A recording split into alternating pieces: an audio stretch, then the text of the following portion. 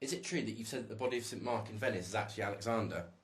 Not quite. I've said it's an interesting possibility that's worth checking out, mainly because the body of Alexander seems to disappear just before the body of St Mark appears in Alexandria. Libanius says that the corpse of Alexander was on display in the city in about AD 391, just before paganism was abolished, whereas Palladius makes the first reliable mention of the tomb of St Mark within the next decade. So how did these remains reach Venice? A pair of Italian merchant adventurers took the remains from Alexandria in AD 828.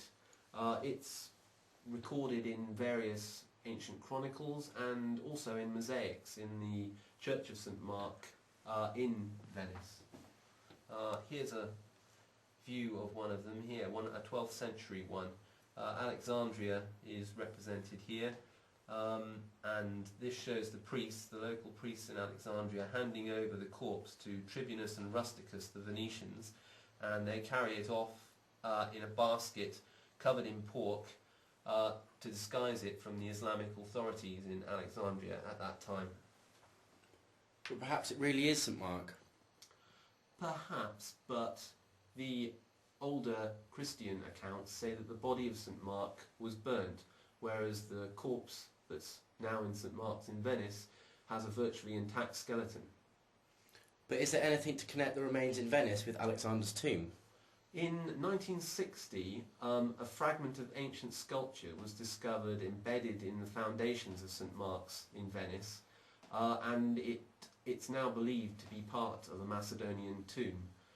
Eugenio Polito identified it as such in a book written in 1998. Here's a section through the walls of the Church of St Mark, and this is where the block of sculpture was located.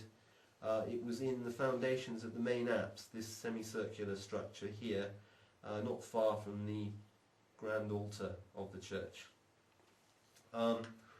Polito is an expert on Macedonian tombs, and he reckoned it dated to the 3rd century BC. Here in fact is an image of it. Why did Polito think it's Macedonian?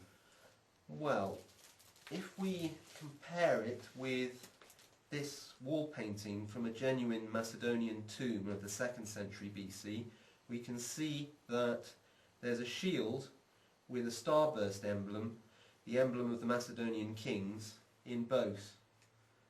And also there's a pair of greaves, lower leg armour, in both.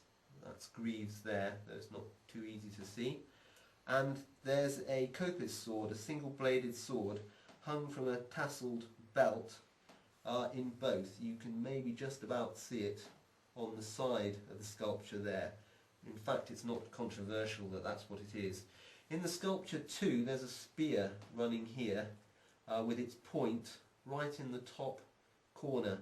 Since it probably went all the way down to the far opposite corner, it's probably about 4 meters long, although that side of that block is now missing, and that's the sort of length you'd expect for a Macedonian pike spear called a sarissa. Could they test the stone to find out where it came from? They already have. It's apparently Cretaceous limestone with rudist fossils. There's a similar type of stone at a quarry in Trieste, about 70 miles from Venice, a Roman quarry. But also there's a pyramid about 100 miles south of Alexandria in Egypt, which is built on rudist-rich Cretaceous limestone. It's called the Lost Pyramid. There's an image of it here on the front of this book. It's called Lost. As you can see, most of it is missing. That's because it was quarried by the Ptolemies and the Romans in order to use parts of it to build their cities, probably including Alexandria. How about testing the corpse? unfortunately, the church won't allow this at the moment.